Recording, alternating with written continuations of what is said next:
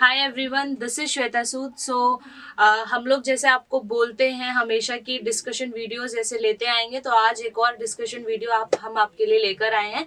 तो आज हम कुछ बात करेंगे एमबीबीएस इंडिया के बारे में और थोड़ा बहुत अब्रॉड के बारे में। तो फर्स्टली हम बात करेंगे, अभी सब स्टूडेंट को पता है रिजल्ट आने वाला है नीट का। तो कभी भी आ सकता है, आजकल कभी भी नीट का रिजल्ट आउट हो सकता है। तो स्टूडेंट अभी प्रिपेयर कर रहे होंगे कि उनको एडमिशन कहाँ लेना है, इंडिया में एडमिशन लेना है, अब्रॉड में लेना है। तो यही सब सॉल्यूशन के लिए हम लोग आए हैं कि आप लोग ज्यादा वरी ना हो कि आपके पास क्या क्या ऑप्शंस अवेलेबल हैं, कितने मार्क्स पे आपको कहाँ कॉलेज मिल सकता है, कितने मार्क्स पे कितना बजट आपका जा सकता है। तो आज हम इन सब चीज के बारे में डिस्कस करेंगे।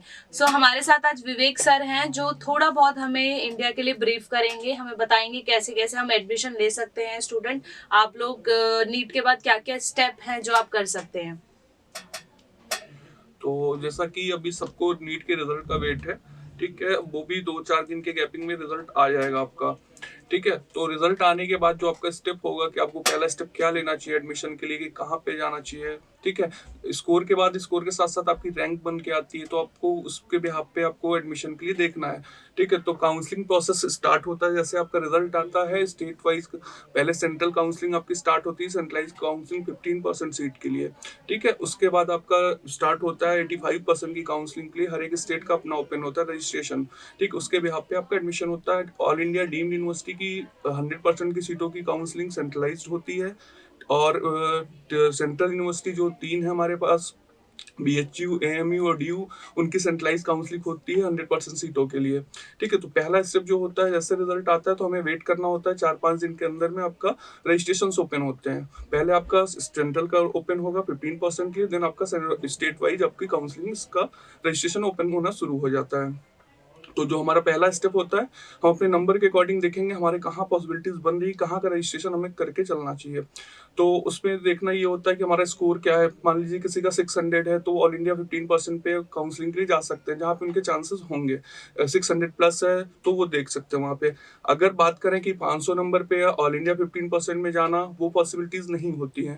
तो बेसिकली देखना ये है कि हमारा नंबर हमें कहाँ के लिए अलाउ करता है, कहाँ का हमें रजिस्ट्रेशन करके चलना चाहिए, क्योंकि रजिस्ट्रेशन के भी चार्जेस होते हैं। तो आपका पैसा वेस्ट होता है वहाँ पे। तो आपको कम से कम इतना पता होना चाहिए कि हमारा लास्ट ईयर कहाँ पे कितना कट ऑफ गया था, कहाँ का रजिस्ट्रेशन करें, कहाँ का करना चाहिए, किस स्टेट में हमारा स्कोर के बिहाफ पे होने के चांसेस हैं या नहीं है। तो वैसे आपको रजिस्ट्रेशन करके चलना होता है। सर हमारे पास कुछ कॉमन क्वेश्चंस हैं, जैसे स्टूडेंट को बहुत से डाउट होते हैं इंडिया में भी अब्रॉड में भी। तो हम लोग अब्रॉड के लिए बेसिकली काफी उनके डाउट्स क्लियर कर देते हैं, बट कुछ ऐसे कॉमन क्वेश्चंस हैं जो स्टूडेंट इंडिया के लिए भी हमसे पूछते हैं। तो जैसे स्टूडेंट आप लोगों को पता है कि we are doing both India और अब्रॉड, हम दोनों दोनों जगह एडमिशन कराते हैं आपके। तो आज हम यहाँ पे कुछ इंडिया के बारे में मोस्टली बात करेंगे। तो सबसे पहले स्टूडेंट का ये क्वेश्चन रहता है, जैसे काफी स्टूडेंट के 200, 300 या फिर 400, 500 मार्क्स आते हैं। तो उनका ये कहना है कि हमें कितने मार्क्स में, मतलब कितने लो मार्क्स में हमें गवर्नमेंट कॉलेज मिल सकता है। तो गवर्नमेंट के लिए रहा जो मैंने बताया, आपका मिनिमम आपको 600+ चाहिए होता है। 600+ में 615, 610 जो भी है, तब आप गवर्नमेंट के लिए देख सकते हो। अदरवाइज चांसेस आपके ना के बराबर रहते हैं। काउंसलिंग में होता क्या है एक्चुअली, कि लास्ट तक काउंसलिंग चलती है। फर्स्ट राउंड की काउंसलिंग होती है, तो उसका सेकंड राउंड होता है, मॉपअप राउंड होता है, स्टे वैकेंसी राउंड होता है। अगर नियर अबाउट आपका 600 के आसपास है, 605 तक भी है, तो आप स्टे वैकेंसी राउंड का वेट कर सकते हैं। अदरवाइज आपका अगर 400 है, 300 है, 500 है, तो गवर्नमेंट के लिए नहीं देखना, आपके लिए ज्यादा अच्छा होगा। क्यों? क्योंकि उसमें होने के चांसेस नहीं है। गवर्नमेंट के लिए मिनिमम आपको जो क्राइटेरिया जो है फिल करनी होती है, वो आपका 600+ पे ही होता है। ठीक है, और बात रहा इंडिया में 300, 400, 500, ये सारे स्कोर आपके प्राइवेट कॉलेज के लिए जाते हैं। अलग अलग स्टेट का अपना अपना काउंसलिंग के बिहाफ पे ही एडमिशन होता है। तो काउंसलिंग में क्या होता है कि हमें ये देखना है लास्ट ईयर कहाँ कितना कट ऑफ गया था, कि रजिस्ट्रेशन करना चाहिए नहीं करना चाहिए। पर्टिकुलरली हर बच्चे का अपना प्रेफरेंस होता है कि हम इस स्टेट में जाएंगे, यहाँ पे एडमिशन लेंगे, तो वो डिपेंड करता है। लेकिन हाँ, स्कोर के अकॉर्डिंग चलना ये जरूरी होता है कि हमारा स्कोर कहाँ के लिए हमें अलाउ कर रहा है कि हम यहाँ पे रजिस्ट्रेशन करें, यहाँ पे एडमिशन के लिए देखें। ठीक है, तो जैसे प्राइवेट की बात करें तो कर्नाटका, केरला सबको पहले चाहिए होता है, क्योंकि फीस कम है। तो कर्नाटका और केरला की जो स्कोर कट ऑफ जाती है वो 585, 580 के आसपास की जाती है। तो कर्नाटका, केरला हर बच्चे को चाहिए होता है। जिनका गवर्नमेंट नहीं होता है, बजट कम के चक्कर में सब सारे जितने स्टूडेंट्स होते हैं, most of the students Karnataka और केरला के लिए मूव करते हैं। ठीक है, तो बेसिकली इंडिया में क्या है, अगर आपका स्कोर है ठीक है, जैसे आपका स्कोर जितना है अच्छा, उसके बिहाफ पे बजट चलता है। ऐसा ज़रूरी नहीं कि आप 500 पाए हो, कोई 400 पाया। तो नॉर्मल काउंसलिंग से आप जब एडमिशन लोगे, तो दोनों की फीस इक्वल ही आएगी। अगर यूपी के अंदर एडमिशन लेता है, कर्नाटक के अंदर लेता है, कहीं भी लेता है, तो प्राइवेट की फीस सबके लिए सेम रहेगी। वो 400 स्कोर वाले के लिए भी, 500 वाले स्कोर के लिए भी।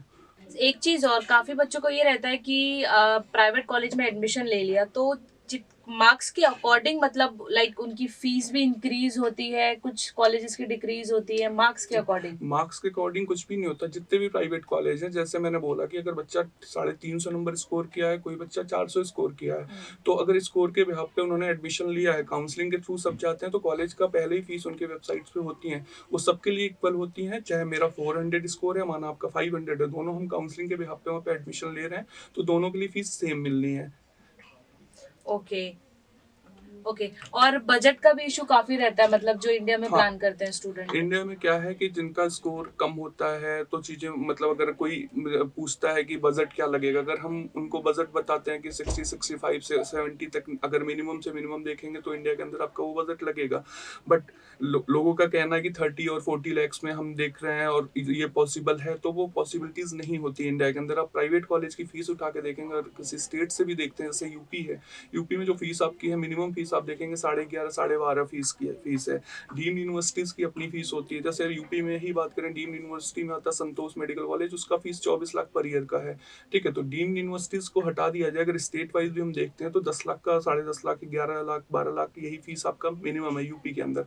तो ये लगभग आपको पूरे भारत के अंदर हर एक जगह आपको ऐसा ही फीस स्ट्रक्चर देखने को मिलेगा। ठीक है, कर्नाटका की फीस भी आज की कम नहीं है, वहाँ की भी फीस 9.94 एल की है। ठीक है, तो कर्नाटका का भी देखेंगे तो बजट आपका नियर अबाउट यही बैठता है। ठीक है। ओके, जब बच्चे एडमिशन लेते हैं तो सबसे इम्पोर्टेंट चीज उनके लिए होती है कि हमें कॉलेज अच्छा मिल जाए। तो स्टेट वाइज कौन कौन से कॉलेजेस अच्छे हैं कि बच्चे वहाँ पे एडमिशन ले सकते हैं? हमें देखना होता है, जब हम एडमिशन के लिए देख रहे होते हैं, तो हमें कॉलेज का देखना होता है, कॉलेज कौन से ईयर में आया हुआ था, कॉलेज की सीटें रिकॉग्नाइज्ड हैं कि नहीं है, कॉलेज का हॉस्पिटल कैसा, वहाँ पे पेशेंट फ्लो है कि नहीं है। ठीक है, आपको पर्टिकुलरली हमेशा एक लोकेशन देख के एडमिशन के लिए जाना होता है, कि अच्छे सिटी में आपका कॉलेज हो, जहाँ पे कि लोग जाते हो अपने इलाज के लिए जाते हो। ठीक है, तो वो पेशेंट फ्लो के भी यहाँ पे देखना होता है। हम बस ये देखना हमें जरूरी है कि हमारी सीट, जिस सीट पे हम एडमिशन ले रहे हैं, सीट रिकॉग्नाइज्ड है कि नहीं है, कॉलेज का पेशेंट फ्लो कैसा है। तो दो चीज हमेशा मेडिकल स्टूडेंट्स को देखना होता है इंडिया के अंदर, कि आपको जिस कॉलेज में एडमिशन ले रहे हो, वहाँ पे पेशेंट फ्लो कैसा है, सीट रिकॉग्नाइज है कि नहीं। क्योंकि इंडिया के अंदर जो नए कॉलेज आते हैं, सीटें रिकॉग्नाइज नहीं होती हैं। बच्चे एडमिशन तो एक बार को ले लेते हैं, बट उनका क्या होता है, बीच में एप्लीकेशन जाता है, तो गवर्नमेंट उनको दूसरे कॉलेज में सीट देती है, बट लेकिन बच्चे का वहाँ पे करियर की दिक्कत आती है। ठीक है, तो हमें हमेशा देखना है कि कॉलेज कितना पुराना है, कब का एस्टेब्लिश्ड है। ठीक है, और सीट रिकॉग्नाइज्ड है कि नहीं है। अगर आप और आगे की भी सोच के एडमिशन लेने की सोच रहे हो, तो वहाँ पे आपको ये भी देखना है कि पीजी की सीट्स हैं कि नहीं है, कौन कौन सी ब्रांचेस है नहीं है। तो ठीक है, अगर आपने पूरा मेडिकल प्लान करके करना है, तो आपको सारी चीजें इतनी देखनी पड़ेगी।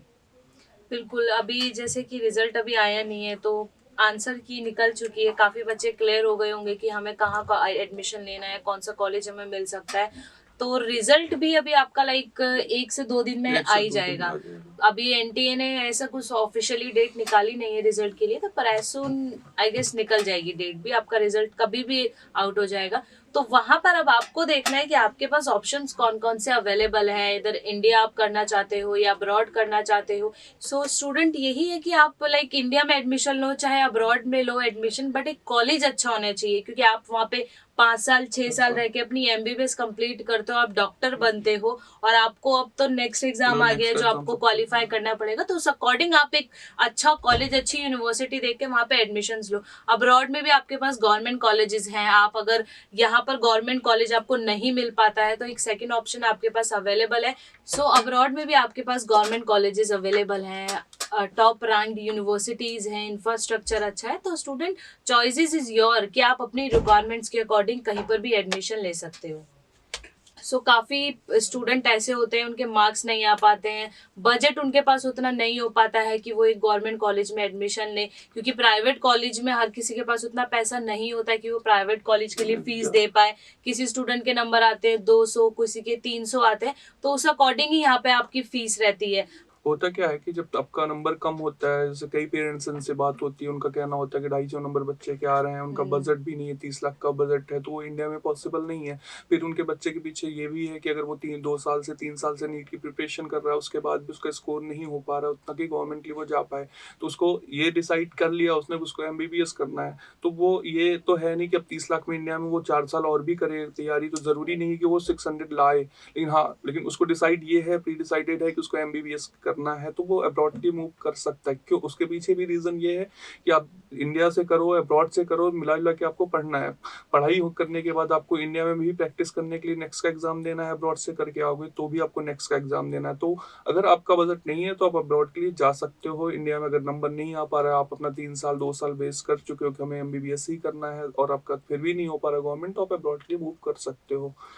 बिल्कुल, अब्रॉड का एक आपके पास अच्छा ऑप्शन है। आप सबसे बड़ी चीज़ है कि आप वहाँ पे जाते हो, एक दूसरी कंट्री, आपकी पर्सनालिटी डेवलप होती है, आपको डिफरेंट इंफ्रास्ट्रक्चर मिलता है जो हमारे अकॉर्डिंग यहाँ पे आपको वो इंफ्रास्ट्रक्चर मिल ही नहीं सकता किसी यूनिवर्सिटी में।